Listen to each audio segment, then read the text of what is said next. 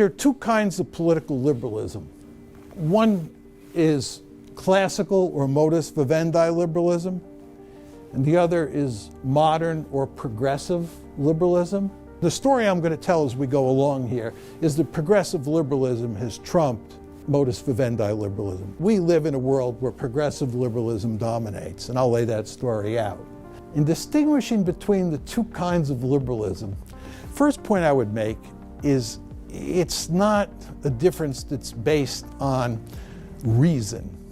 There are actually some progressive liberals who make the argument that we can use our critical faculties to figure out questions about the good life. And actually, the piece that comes the closest to making this argument is Francis Fukuyama's very famous piece on the end of history. What Francis Fukuyama is basically saying in that piece is that with the end of the Cold War, we've reached the end of history. We're not going to have any more conflict. We're not going to have any more war because we're not going to have any more disagreement on big questions.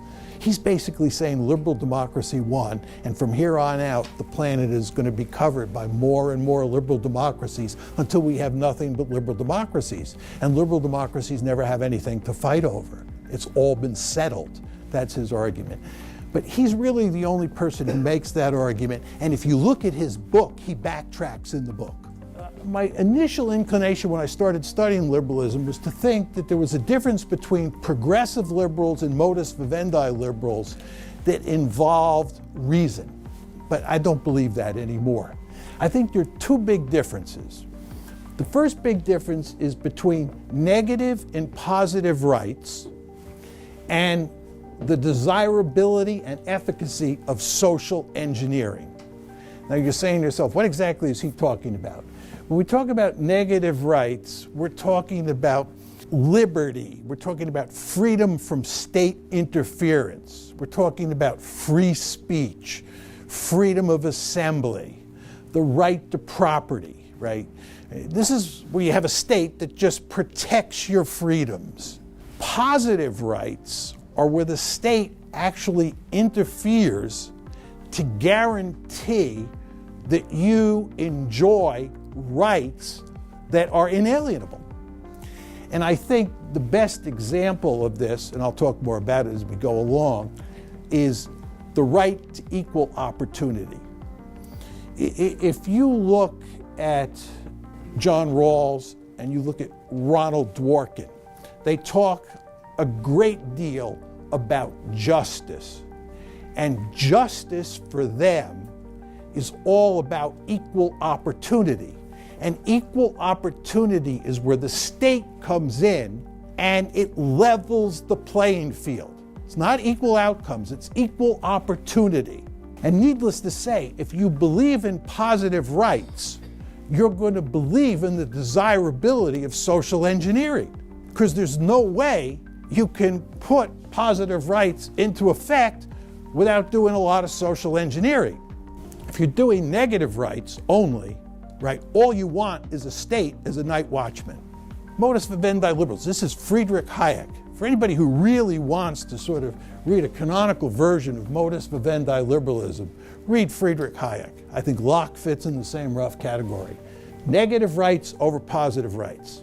Modus vivendi or classical liberals really dislike positive rights. I think it's fair to say Hayek hates positive rights. He thinks the state should not be doing social engineering. They loathe social engineering.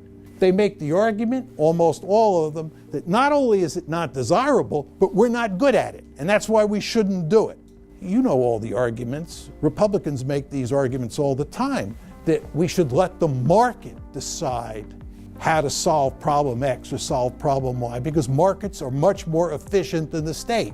When the state gets involved doing anything, it bollockses it up. That's the classical liberal, the modus vivendi liberal view.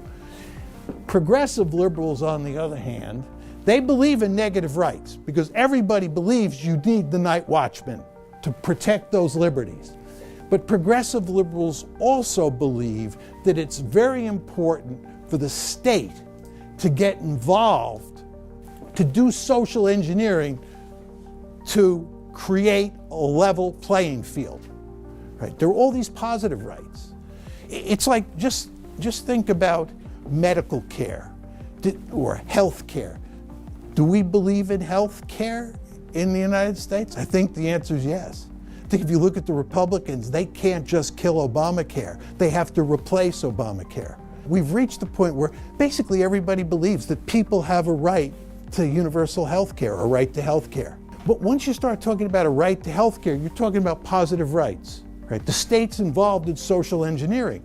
And of course, this is why Republicans dislike Obamacare, because the Republicans talk like classical liberals, although I'll make the argument in a short time that they act like progressive liberals. You see, that's the difference between modus vivendi liberals and progressive liberals. It's not that one believes that you can use your critical faculties to reach conclusions about first principles and the other doesn't. I thought that initially, but no. Modus vivendi liberals and progressive liberals have a difference about rights.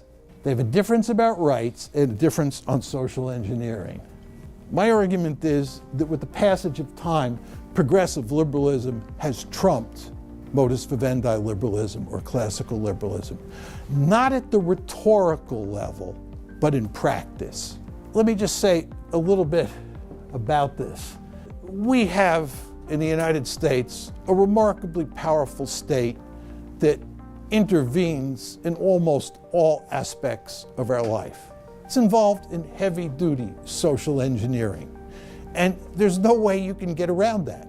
The Republicans constantly talk about how terrible this is and how they want to change things and how when they get elected we're going to let the market do this and we're going to stop the government from doing that. We're going to get out of the business of doing social engineering.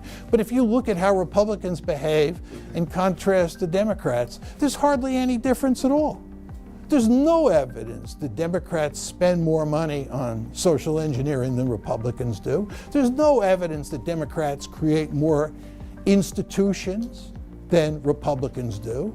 The Republicans created the Department of Homeland Security. The Republicans created the Environmental Protection Agency. Ronald Reagan spent one heck of a lot more money on social issues than Barack Obama did. And even in cases where Democrats outspent Republicans, you look at different presidents, it's by tiny margins. So there's just not much difference at all. There is one political party in the United States that actually truly believes in modus vivendi liberalism. It's represented by the Libertarian Party. The Libertarians are classical liberals or modus vivendi liberals. No single libertarian has ever been elected to Congress, and in the 2016 presidential election, the Libertarian received a little over 3% of the vote. The idea that we have a political party that really represents modus vivendi liberalism and stands a chance of winning is erroneous. It's impossible. The Republican Party and the Democratic Party, despite all the rhetoric, are deeply committed to progressive liberalism. That's to say, they're deeply committed to social engineering and they're deeply committed to positive rights. You can make the argument that the Democratic Party is more committed than the Republican Party to positive rights, maybe so. But the Republican Party is also committed to positive rights. Now, why is this the case? It really all began, at least in the United States, in the late 1800s, and it's a function of three things. One is the Industrial Revolution, two is nationalism, and three is these huge wars that we fight. Just on the Industrial Revolution, what happened when the United States really was hit hard with the Industrial Revolution in the late 19th, early 20th century is you had these huge industrial enterprises that came online, did certain things that had huge consequences for people all over the United States and indeed for people all over the planet. And it became very obvious to politicians at the time, and here we're talking about Republicans, because you understand that the original progressives in the United States were not Democrats, they were mainly Republicans. Herbert Hoover was a social engineer par excellence. Teddy Roosevelt was a social engineer par excellence. The reason was that you had to manage this economy. You had to manage these huge industries and figure out rules and regulations. You had all sorts of labor unions, labor problems, child labor problems, and so forth and so on that had to be managed by the state. There's no way you could avoid that. And then, of course, when you start fighting wars, whether it's the American Civil War, World War I, World War II, the state gets involved not only in running those wars, but when the wars are over with, you have to do all sorts of social engineering to reward the people who fought the wars. You remember the GI Bill? The GI Bill is a perfect example of a positive right. It's social engineering. I could go on and on about this.